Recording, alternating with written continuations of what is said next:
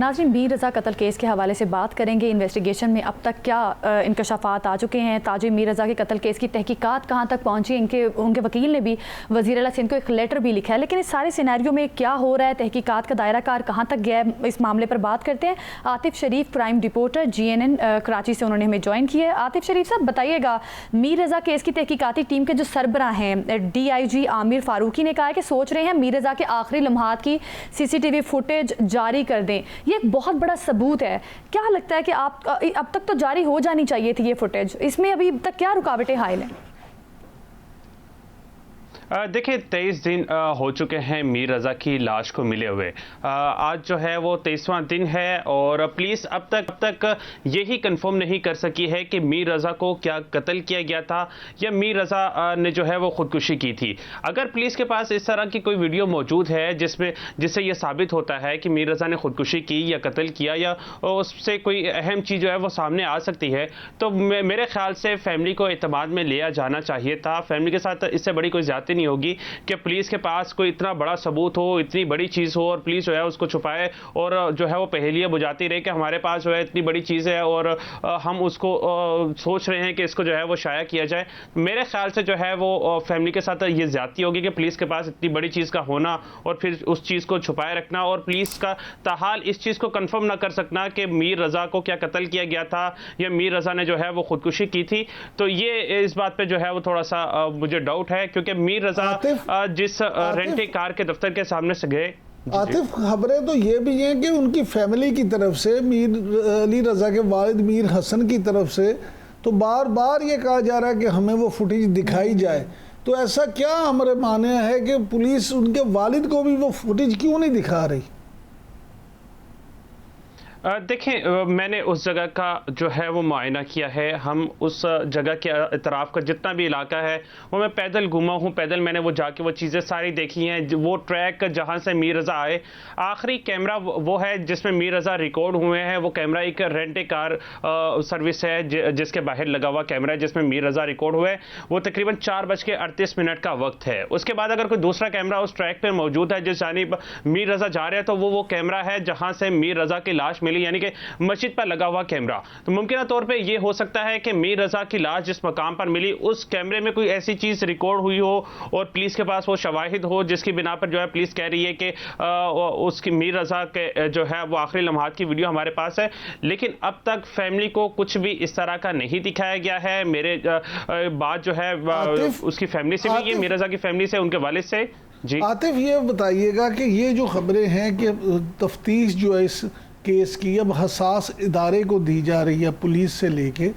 तो क्या आप इस सारे अमल को सिंध पुलिस और सिंध हुकूमत की नाकामी नहीं समझते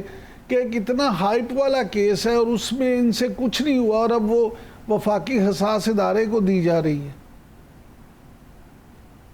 देखिए, इसमें अभी तक इस तरह का कोई नोटिफिकेशन तो ऑफिशियली जारी नहीं हो सका है कि वो तफ्तीश मुकम्मल तौर पे किसी तफ्तीशी टीम से लेने के बाद जो है वो हसास इदारे के हवाले की जाए, क्योंकि वफाकी हसास इदारे जिनका जिक्र जो है वो आ रहा है। लेकिन ऐसा मुमकिन ज़रूर हो सकता है कि वो जो वफाकी सिविल हसास इदारा है वो इस तफ्तीशी टीम की मावनत करे, उनकी रहनुमाई कर सकता है। अगर कोई उनके पास कोई चीज़ें ऐसी हैं तो वो उनकी मावनत ज़रूर कर सकता है। अलबत्ता इस तरह का कोई नोटिफिकेशन जारी नहीं हुआ है, ना ही ये भी कहा जा रहा है, इस किस्म की खबरें आ रही हैं, कातिल को छुपाया जा रहा है। इस हवाले से भी मुख्तलिफ खबरें हम देख रहे हैं। 21 दिन हो गए हैं, नई तहकीकाती कमेटी भी बनाई, लेकिन उस तहकीकाती टीम ने भी कोई काम करके नहीं दिखाया। अभी तक कुछ पता नहीं चल सका कि आखिर कातिल कौन है। तो क्या लगता है ये डिले आ रहा है? आपको भी यही लगता है कि कातिल को छुपाया जा रहा है?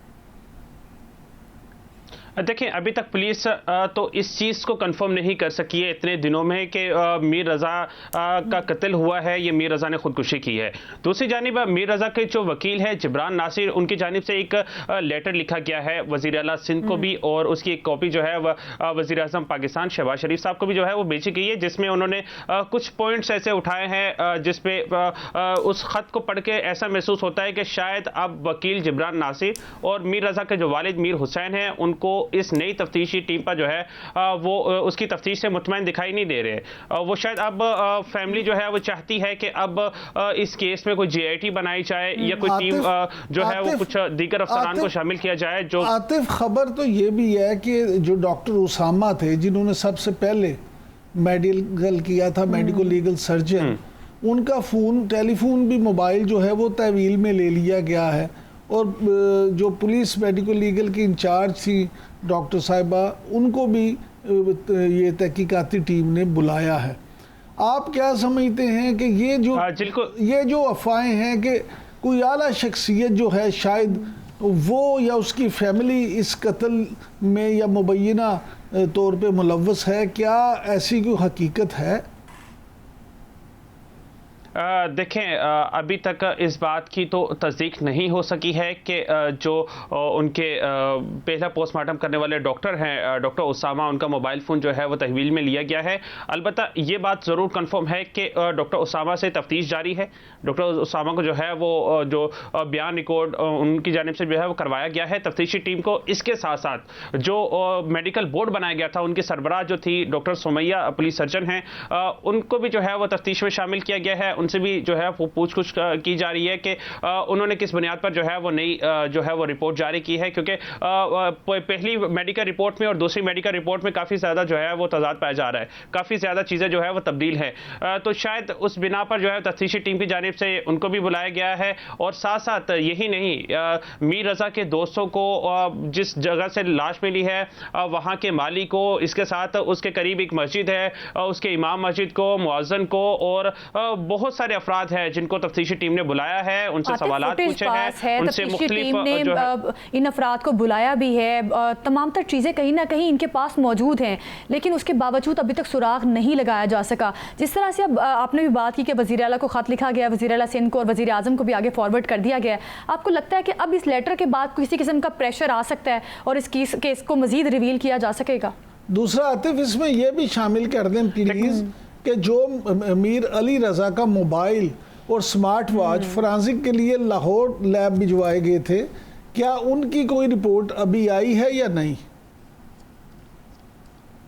دیکھیں جو موبائل فون اور سمارٹ واچ ہے اس کی رپورٹ تاحال سندھ پولیس کو یا پھر وہ ٹیم جو کہ اس وقت تفتیش کر رہی ہے ان کو موصول نہیں ہوئی ہے، اور دوسری بات جو ہے وہ یہ ہے کہ اس وقت جو یہ